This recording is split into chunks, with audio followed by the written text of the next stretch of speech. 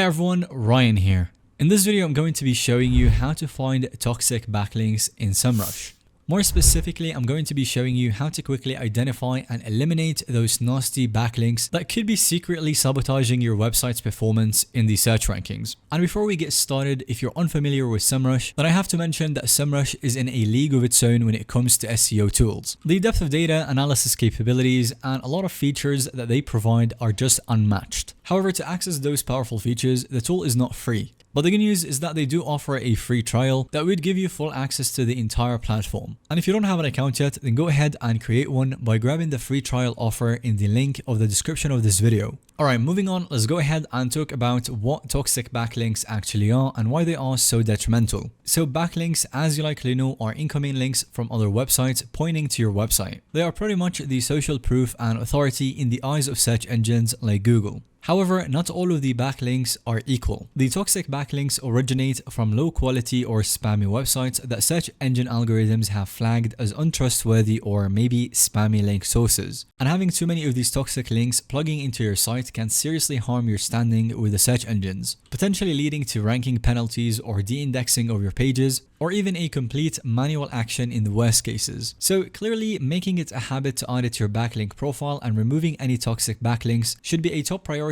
for preserving your online visibility and organic traffic influx. And for that, we're going to be using Semrush and its suite of backlink management tools. Alright, so let's go ahead and access the Backlink Audit tool. And to do that, you want to log into your Semrush account and navigate to the Backlink Audit. You will find it in the left-hand menu. This will open up a fresh and new project where you can enter your domain and have Semrush start cataloging and analyzing all of your website's incoming backlinks. So this audit will initially show a progress screen, and this process can take anywhere from a few minutes to a couple hours depending on the size of your website. So don't worry if it's taken some time. Once the audit is complete, you'll be greeted by an overview screen breaking down your total backlink statistics across metrics such as total referring domains, IP addresses, backlink types, and more. So if you want to take a closer look, just click on the view button next to the total backlinks entry. And this will expand to reveal the full list of every domain currently linking back to your website.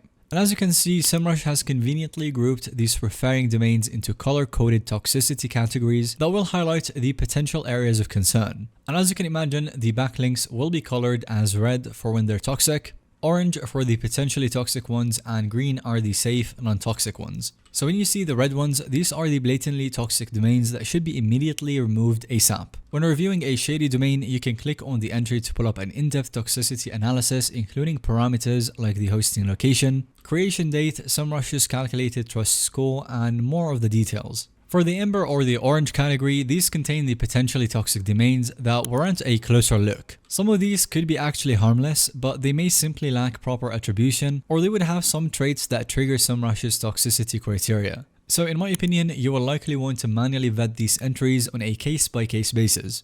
And sometimes you might see some backlinks that are in the white or gray category. And finally, sometimes you would find some backlinks in the white or gray category. And for those ones, then Semrush lacks enough data to categorize them. So manual review is advisable. The next step would be to take action on the toxic backlinks, of course. So once you've carefully reviewed each referring domain and you've identified the toxic ones, then you may take action right from within this interface. You simply want to check the boxes next to any sketchy backlinks that you want to remove, and then click the disavow button at the top. And from here, Semrush makes it super easy to disavow the toxic domains by pushing these updates to Google's disavow tool. You can even download a disavow file containing all of the bad URLs to properly document this process and audit trail. You can also click the remove button, and that way you would proactively reach out to the questionable sites linking to you and request that the site owners will comply. But it's still an essential good practice to issue a disavowal request through the Google tool, because of course not all of the site owners would comply. In this video, we've only scratched the surface of Semrush's backlink auditing capabilities. I would strongly encourage you to make regular backlink audits a recurring habit. Even if you think that your current backlink profile is very good, new toxic links can come up anytime, putting your website at a risk of penalties. And that will be a wrap on today's video. Thank you so much for watching. Let us know in the comment section down below whether you have any other questions. And if you found today's video to be helpful or informative to watch, then go ahead and give it a thumbs up. And don't forget to subscribe to our YouTube channel so that you don't miss out on any follow-up content that we can make related to this one.